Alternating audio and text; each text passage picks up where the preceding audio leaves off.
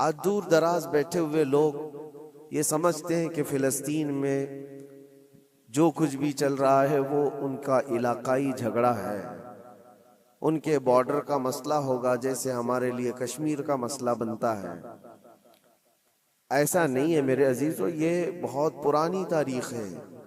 बैतुल मुक़द्दस जो खित्ता है, जिसको मस्जिद अक़सा कहा गया कुरान पाक में, जहां से रसूल करीम सल्लल्लाहु तआला अलैहि वसल्लम की मेराज हुई, जिसका जिक्र साफ कुरान पाक में है। सुब्हानल्लज़ी असरा बिअब्दिही लैलन मिनल मस्जिदिल हराम इलल मस्जिदिल अक़सा।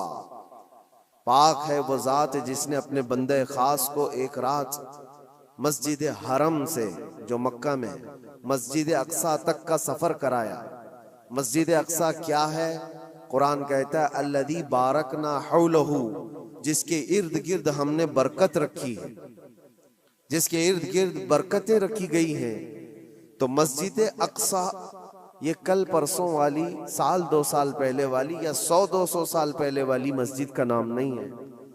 ये इतनी पुरानी है जिसकी तारीख तकरीबन 4000 साल पहले की। सैयदना इब्राहीम अलैहिस्सलातु तस्लीम के ज़माने से ये आबाद इलाका, और 1-2 नहीं हज़ारों अंबिया इकराम अलैहिमुस्सलाम का वो क़िबला रहा है। और ख़ुद मुसलमानों का भी क़िबला अव्वल वही था, पहले उसी की तरफ मुँह करके नमाज अदा किया जाता। और नबी पाक सल्लल्लाहु तआला अलैहि वसल्लम जब मदीने तैयबा हिजरत फरमा कर आए, तो आप अंदाज़ा कीजिए कि बेअसत के 13 साल के बाद, यानी हुजूर के ऐलान नबुव्वत के 13 साल के बाद हुजूर पाक सल्लल्लाहु तआला अलैहि वसल्लम ने हिजरत फरमाई। मक्का के 13 साल और फिर मदीना जाने के बाद वहाँ 17 महीने, तकरीबन 1.5 साल बैतुल मुक़द्दस की तरफ मुँह करके ही नमाज पढ़ी जाती थी, बैतुल मुक़द्दस की तरफ रुख करके ही इबादत होती। और 17 महीने के बाद फिर वो हुक्म आया, वो भी मेरे मुस्तफ़ा करीम सल्लल्लाहु अलैहि वसल्लम की ख्वाहिश पर, कि आप ज़ोहर की नमाज अदा कर रहे थे और आपके दिल में ये ख्याल आया कि हमारा क़िबला बैतुल मुक़द्दस की बजाय खाने काबा होता तो अच्छा होता। रब तबारक व तआला की बारगाह में वो ख्वाहिश करते हुए आसमान की तरफ नमाज की हालत में हुजूर देख रहे थे, चेहरा आसमान की तरफ उठा रहे थे। 2 रकात हो चुकी थी, तब अल्लाह ताला ने कुरान की आयत नाजिल फरमाई नमाज की हालत में ही, क़द नरा तक़ल्लुब वजहिक फ़िस समा फ़लनुवल्लियन्नक क़िबलतन तर्ज़ाहा। ऐ महबूब, हम आपका चेहरा उठाना देख रहे हैं आसमान की तरफ, और अनकरीब आपको उसी तरफ फेर देंगे जहां आपकी रजा है, आपकी जिसमें खुशी है। और फिर फौरन आयत भी नाजिल हो गई, फवल्ली वजहक शतरल मस्जिदिल हराम।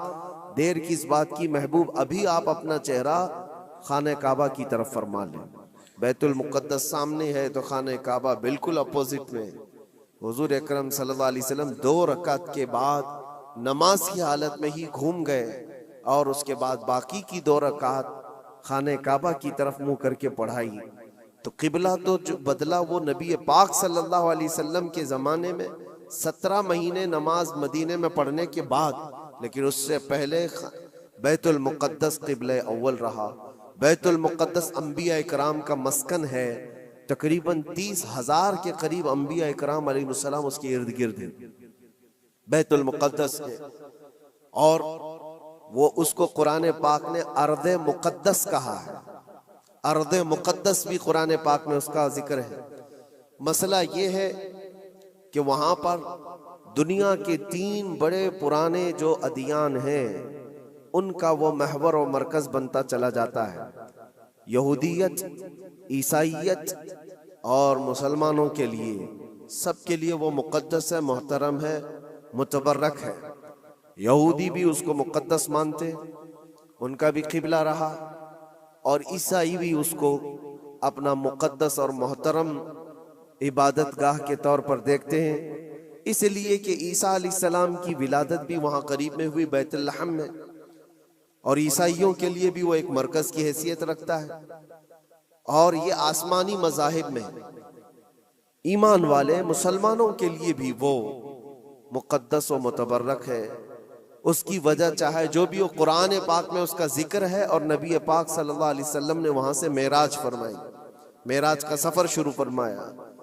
तो इस एतबार से तीन बड़े अदियान जो दुनिया के हैं उनमें ये इख्तिलाफ का मसला आज से नहीं रहा, बरसों से रहा। चले अगर आज कोई हम पर ये इल्जाम लगाता है ये कि मुसलमानों का और यहूदियों का मसला है, तो मेरे अजीजों, फिलिस्तीन में मुसलमानों के आने से पहले की अगर तारीख आप पढ़ेंगे तो यहूदियों और ईसाइयों में कई जंगें वहां पर हुई, कई जंगें बैतुल मुक़द्दस को लेकर के। बैतुल मुक़द्दस में पहले यहूदियों का गलबा था, तो ईसाइयों का बादशाह टाइटस और हरक्यूलिस, ये सब बादशाहों के जो नाम है आप तारीख में पढ़े, ये हुजूर पाक सल्लल्लाहु ताला अलैहि वसल्लम की आमद से पहले वाले। इन्होंने ताकत हासिल की, गलबा हासिल किया। तो टाइटस जो बादशाह था ईसाइयों का, उसने इतना कत्लेआम किया था यहूदियों का, इतना कत्लेआम कि पूरे फिलिस्तीन की जमीन खून से बह रही थी उस जमाने में। और फिर जब यहूदियों का गलबा आया था तो यहूदियों ने ईसाइयों का कत्लेआम किया था, किसी को छोड़ा नहीं था। तो बैतुल मुक़द्दस के हुसूल के लिए, उस पर गलबा हासिल करने के लिए जंगें बरसों से चाली, बहुत बरसों से। फिर जब वो दौर आया, हुजूर पाक सल्लल्लाहु ताला अलैहि वसल्लम ने ऐलान नबुव्वत फरमाया, इस्लाम पूरी दुनिया में फैलने लगा। फिर भी हुजूर अकरम सल्लल्लाहु अलैहि वसल्लम की जिंदगी पाक में बैतुल मुक़द्दस पर, मस्जिद अक्सा पर मोमिनीन का या मुसलमानों का वो गलबा नहीं था। जमाना बीत गया, हजरत उमर फारूक रज़ियल्लाहु ताला अन्हु का जमाना आया। जब हजरत उमर फारूक का जमाना आया तो इस्लामी सल्तनत की सरहदें बहुत दूर दूर तक फैल गईं। मिस्र फतह हो गया, ईरान फतह हो गया, रोम फतह हो गया, बहुत सारे इलाके फतह होकर इस्लाम में दाखिल हुए। तो एक महाज फिलिस्तीन फतह करने के लिए भी हजरत उमर फारूक के जमाने में भेजा गया, जिसमें हजरत अबू उबैदा बिन जर्राह रदियल्लाहु ताला अन्हु भी मौजूद थे। और वो इस्लामी लश्कर जब गया तो फिलिस्तीन को उन लोगों ने फतह किया। फिलिस्तीन जब फतह हुआ, बैतुल मुक़द्दस जब हासिल किया गया, वो भी तारीख बड़ी अजीम है मेरे अजीजों। वहां उस वक्त ईसाइयों का गलबा था, यहूदियों को निकाल कर फेंक दिया गया, मार दिया गया, जैसे भी इनके हर बार होते थे। जब इनका गलबा आए तो उनको मारे, उनका गलबा आए तो इनको मारे, ये जंगें चलती थी। फिर जब इस्लाम आया तो उस जमाने में ईसाइयों का वहां गलबा था, उन्होंने हवाले कर दिया बैतुल मुक़द्दस को, मस्जिद अक्सा को हवाले किया। तो ये बहुत बड़ी खुशी की बात थी। तो उस वक्त वहां मौजूद सहाबा ने हजरत उमर फारूक रदियल्लाहु ताला अन्हु को खत लिखा कि आप तशरीफ लाएं कि बैतुल मुक़द्दस फतह हो चुका है। और ये मुसलमानों के लिए एक बहुत बड़ी बशारत थी, बहुत बड़ी अजीम खुशखबरी थी। और सब इंतजार में थे कि अमीरुल मोमिनीन आएंगे तो उनके जरिए से यहाँ पर नमाज अदा की जाएगी। हजरत उमर ने खबर पाते ही सफर शुरू फरमाया था, लेकिन वो किस हाल में सफर किया तारीख में मौजूद है। वक्त का अमीरुल मोमिनीन जिसने महाज पे महाज छेड़ रखे थे और बड़े बड़ी सल्तनतों को ज़ेर कर दिया था, लेकिन बैतुल मुक़द्दस के फतह होने की खबर पाकर जब जाना था तो बहुत लाव लश्कर लेकर के नहीं निकले, अपने एक गुलाम और एक घोड़े के साथ निकले थे मदीने तैयबा से। और वो भी इस हाल में निकले थे कि गुलाम से तय कर लिया था कि 1 मील मैं उस पर बैठूंगा, तू चलेगा, और 1 मील तू बैठेगा और मैं उस रस्सी पकड़कर चलूंगा। ये दोनों में तय हो चुका था। इस तरह से अमीरुल मोमिनीन सफर करते हुए फिलिस्तीन पहुंचे थे, बैतुल मुक़द्दस पहुंचे थे। हजरत उमर फारूक रदियल्लाहु ताला, ये बातें आज इसलिए बता रहा हूं कि जिन्होंने खून का बाजार गर्म कर रखा है और जो हम पर ये इल्जामात हैं कि तलवार के जोर पर इलाके हासिल किए, तो हजरत उमर की ये सीरत भी बताओ, ये तारीख भी बताओ कि फातिह कौम किस तरह से जाती है, अकड़ कर, लोगों को पकड़ कर नहीं। हजरत उमर जब बैतुल मुक़द्दस के फतह के बाद फिलिस्तीन आ रहे थे, खबर मशहूर हो गई, ईसाई भी मुसलमान भी जो वहाँ मौजूद थे सब लोग अमीरुल मोमिनीन को देखने के लिए बाहर निकले थे। इत्तेफाक ऐसा था कि फिलिस्तीन जब करीब था तो सवारी पर बैठने की बारी गुलाम की थी, हजरत उमर की बारी रस्सी पकड़ने की थी।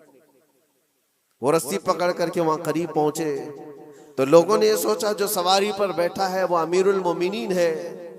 लोग सब उसके पीछे दौड़ने लगे तो वहां मौजूद सहाबी रसूल हजरत अबू उबैदा ने कहा, ऐ लोगो, तुम गलत फहमी में हो, सवारी पर बैठा हुआ अमीरुल मोमिनीन नहीं, घोड़े की रस्सी पकड़ा हुआ वो अमीरुल मोमिनीन, वो तो गुलाम है उनका। लोगों ने पूछा ऐसा कैसे हो सकता है, तुम्हारा इतना बड़ा अजीम बादशाह, इतना बड़ा सुल्तान, वो रस्सी पकड़ कर चल रहा हो, कोई गुलाम बैठा हो?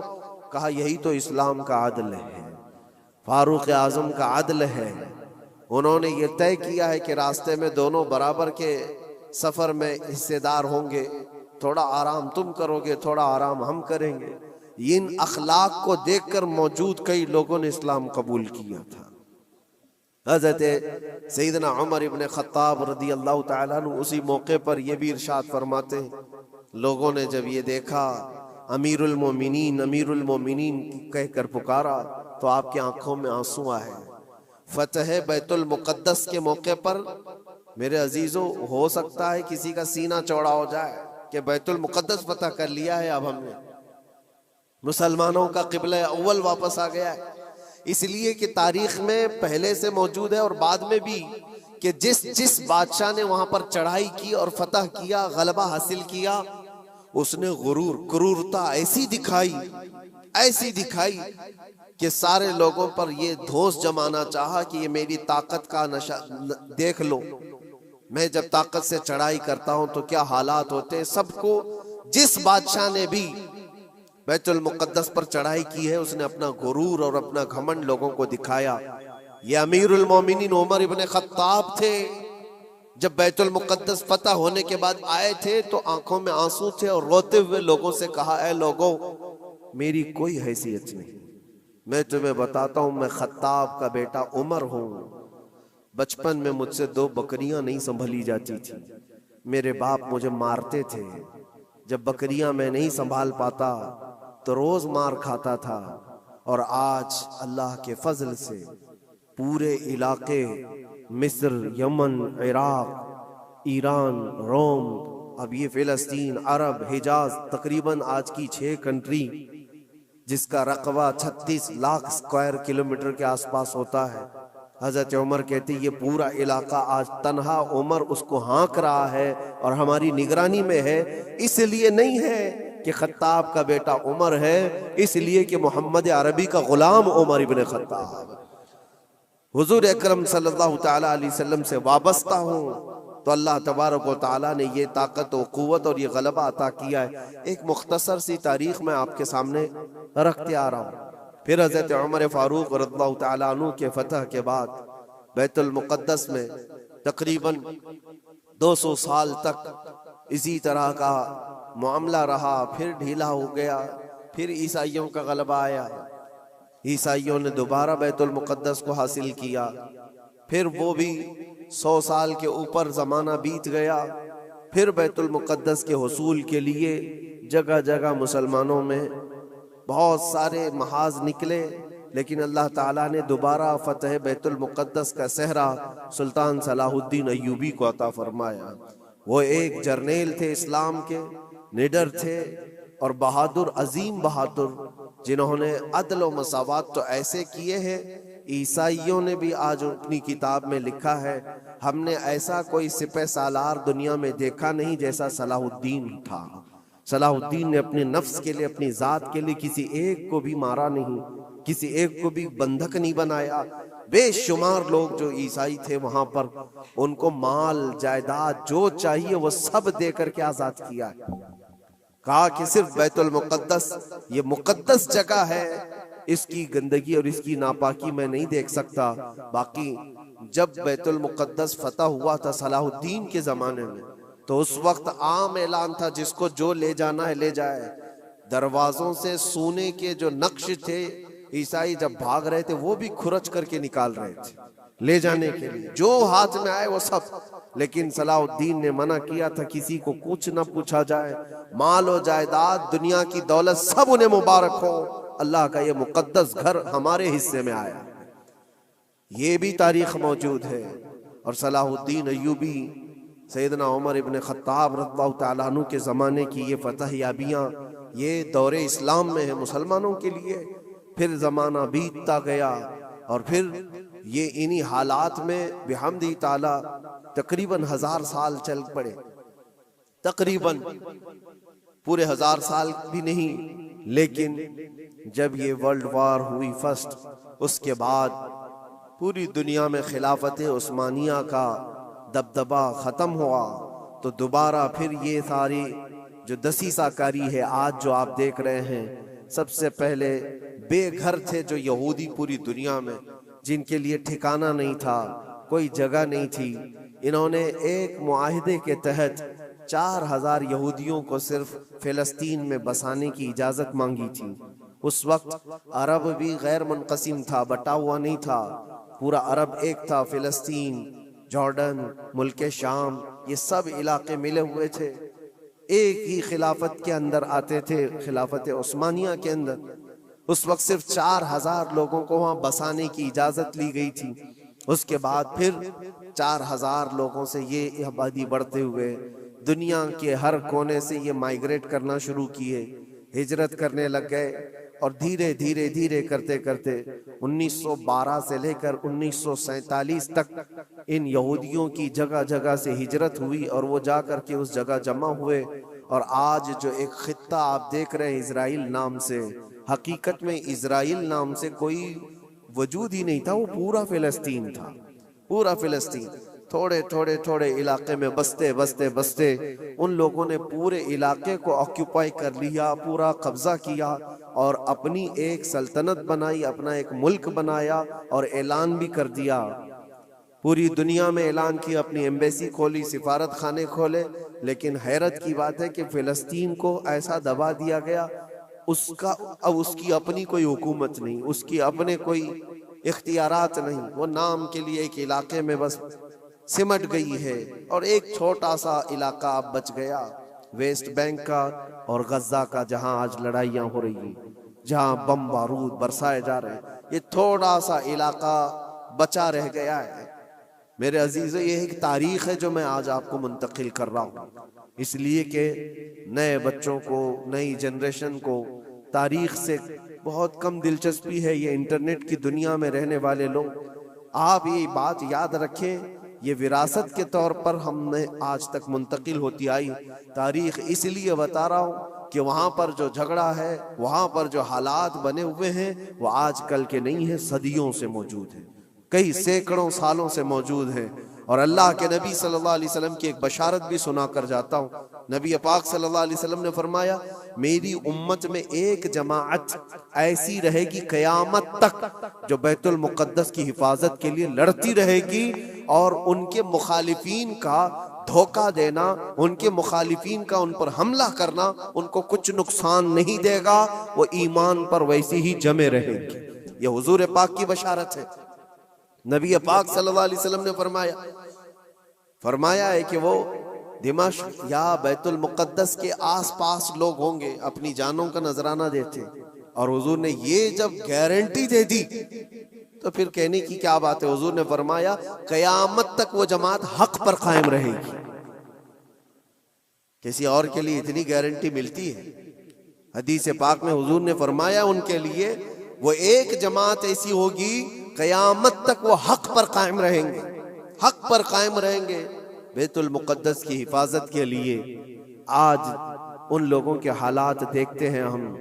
फिर मैं आपको एक आयत जो शुरू में पढ़ा अर्ज किए देता हूँ। रब ताला फरमाता है, वसयअलमुल लज़ीना ज़लमू अय्य मुनक़लिबिन यनक़लिबून। अनक़रीब जुल्म करने वाले ये देखेंगे कि अल्लाह उनको किस खाई में गिराता है, किस पलटी वो पलटेंगे। वो अंजाम आएगा, किसी भी जालिम को छोड़ा नहीं गया है। जुल्म की इंतहा हो गई, जुल्म की इंतहा हो गई। हैरत होती है, ये दुनिया आज जो न्यूट्रल बनती है, सेक्युलर बनती है, उनकी जुबानों में क्या दही जम गया है। उन छोटे से बच्चों की मौत पर कोई दो जुमले बोलने को तैयार नहीं, सिर्फ इसलिए कि मुसलमान है, सिर्फ इसलिए कि वो ईमान वाले हैं। मेरे अजीजों, दुनिया में कहीं किसी की जुल्मन मौत हो जाए तो सारी मीडिया चीखती है, चिल्लाती है। और आज जहां 49,000 लोगों को कत्ल कर दिया गया, मार दिया गया, उनका कसूर क्या था बताएं? उनका कसूर क्या है? जंग जिससे चल रही है उस जमात का तो कोई निशानी नहीं मिलता। जिस जमात के साथ, जिस तहरीक के साथ, जिस तंजीम के साथ यहूदियों की जंग चल रही है, उस तंजीम का कौन मर रहा है, उस तंजीम के कितने लोग मारे जा रहे हैं, उसका कोई हिसाब नहीं। लेकिन सिविलियंस जो वहां के बच्चे हैं, औरतें हैं, बूढ़े हैं, इनमें से तकरीबन 50,000 लोग शहीद हो चुके, जिसमें से तकरीबन 15,000 के आसपास तो बच्चे हैं, छोटे से बच्चे हैं। कलेजा मुंह को आता है ये सारी बातें देख करके, सुन करके। मेरे अजीजों, जिगर रखने वाला दुनिया का कोई भी इंसान हो, जिसके अंदर थोड़ी इंसानियत बाकी हो, वो ये तमाम मनाजिर को देख करके विरोध तो जरूर करेगा। और अगर ये बातें भी हमको यहाँ कहने में किसी को ऐसा लगता है तो मैं उसकी परवाह नहीं करता। ईमान जब तक है हम बोलते रहेंगे। जहां लोगों की जानें चली जा रही हो और तुम कहते हो कि ये हालात सही नहीं हो बोलने के लिए, तो फिर ऐसी बुज़दिली में जी करके भी मतलब नहीं, मर जाना ही बेहतर है। किस लिए जी रहे हैं? हक को हक ना कहा जाए, जुल्म को जुल्म ना कहा जाए? क्या इतने भी ज्यादा बुज़दिली आ गई है? मेरे अजीजों, आपको बताने का मकसद ये है, मुझे पता है लोगों को ये भी लगता है कि यहाँ बयान करके मतलब क्या है, फिलिस्तीन में जुल्म हो रहा है, बच्चे मारे जा रहे हैं, यहाँ बयान करके क्या मतलब है? ये थोड़ी ना वहां जाएंगे मदद करने के लिए। लेकिन मेरे अजीजों, फिजिकली आप जा तो नहीं सकते, लेकिन उससे बहुत सारी इबरतें, बहुत सारे सबक तुम सीख सकते हो। तुम सर्दी बुखार पर आए काएं करने लग जाते हो, जिनके घरों पर रोज बम बारूद हो, उन लोगों को देखो कभी तो आज भी अल्हम्दुलिल्लाह कहते हैं। एक खातून को देखा जिसके 4 बेटे शहीद हो गए, 4 बेटे शहीद हो गए। औरतों में वो बयान कर रही है, बड़ा बेटा 27 साल का, दूसरा बेटा 25 साल का, तीसरा 23 साल का। इस तरह से उम्र जवानी, भरी जवानी में जिसके 4 लड़के शहीद हुए, आंखों में आंसू कुछ नहीं। किसी न्यूज रिपोर्टर ने कहा कि 4 बेटे तेरे इतनी भरी जवानी में मारे गए, तुझे गम नहीं किसी बात का? क्या बेहतरीन जवाब देती है वो खातून, कहती है जिसका हर बेटा जन्नत में पहुंच चुका हो उसे गम किस बात का? क्योंकि अल्लाह का वादा है, मेरे नबी का वादा है, वो शहीद है और शहीद जन्नत में हो चुका होता है, और शहीद को उसकी मौत से पहले उसका जन्नत में ठिकाना दिखाया जाता है। वो खातून कहती है, रोती उस वक्त जब मेरा बेटा ताश के पत्तों पर बैठा होता, शराब के अड्डे पर गया होता, बहक करके कहीं बिगड़ गया होता, तो फिर दिल पर अफसोस होता कि मेरा बेटा रास्ता भटक चुका है, मेरा बेटा अय्याशी में जा चुका है।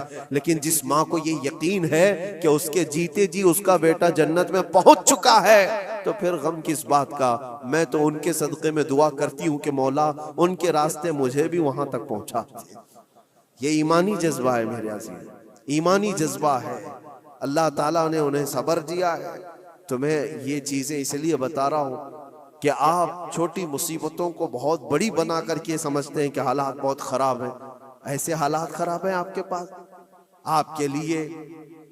वहां पर कल की बात है, जो लोग मदद पहुंचाने के लिए गए थे उनकी आंखों में आंसू, कहते खरीद करके देने के लिए भी पानी नहीं है, साफ पानी पी नहीं सकते, खाना खाने के लिए दुकान ही नहीं है, कहाँ बिकेगा, कहाँ से आएगा, बहुत सारे हालात। लेकिन उन कसम पुरसी के आलम में उनका ईमान सलामत है। यही तो नबी पाक सल्लल्लाहु अलैहि वसल्लम ने फरमाया, पूरी दुनिया उनके खिलाफ हो तो भी उनका कुछ नहीं बिगड़ेगा। मौत आ जाना इसको बिगड़ना नहीं कहते, घर टूट जाना इसको बिगड़ना नहीं कहते, ईमान चला गया तो इसको बिगड़ना कहते हैं। और उनका ईमान सलामत है तो सबसे बड़ी दौलत उनके साथ है, सबसे बड़ी दौलत है। आप सबके लिए और हमारे लिए इबरत की बात है।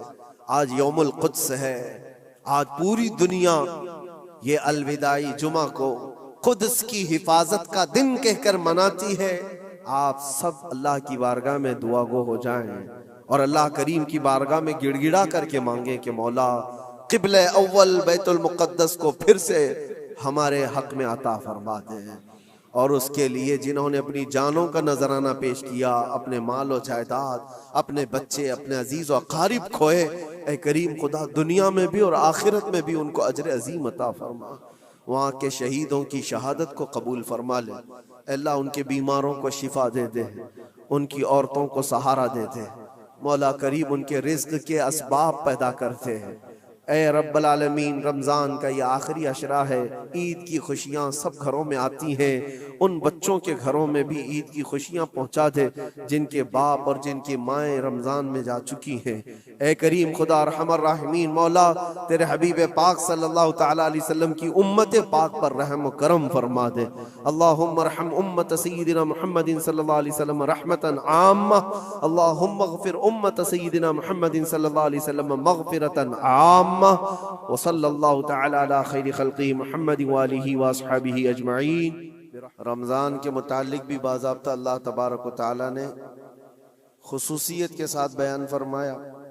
इसी तरह जुमा के लिए भी अल्लाह ताला ने खास सूरे नाजिल फरमाई। लेकिन जब ये दोनों एक साथ जमा हो जाएं तो उनकी फजीलतों पर और भी बुलंदियां आ जाती हैं। जुमा रमज़ान में हो।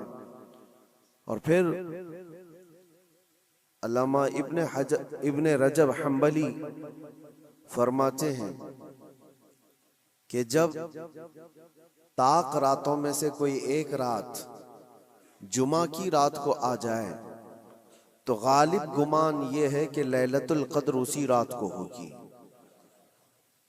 तो कल की जो रात गुजरी वो जुमा की रात भी थी और ताक रात भी थी।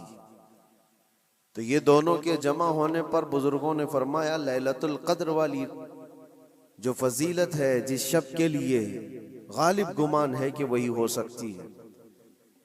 लेकिन हम सब अल्लाह करीम की बारगाह में ये आस व उम्मीद लगाकर दुआ करते हैं कि हम गुनहगारों को उसकी मुबारक घड़ियों में से कोई घड़ी कबूलियत की अता फरमाए।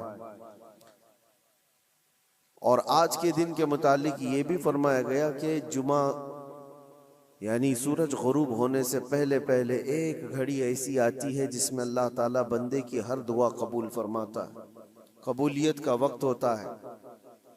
और ये भी फरमाया गया कि उसने ईमान और एहतिसाब के साथ आज जो नमाज पढ़ा, इससे पहले जो गुनाह किया था अल्लाह ताला। सब्सक्राइब कीजिए हमारे YouTube चैनल अरमान मलिक 78692 को, जिससे हमारी हर एक नई वीडियो आपको मिलती रहेगी।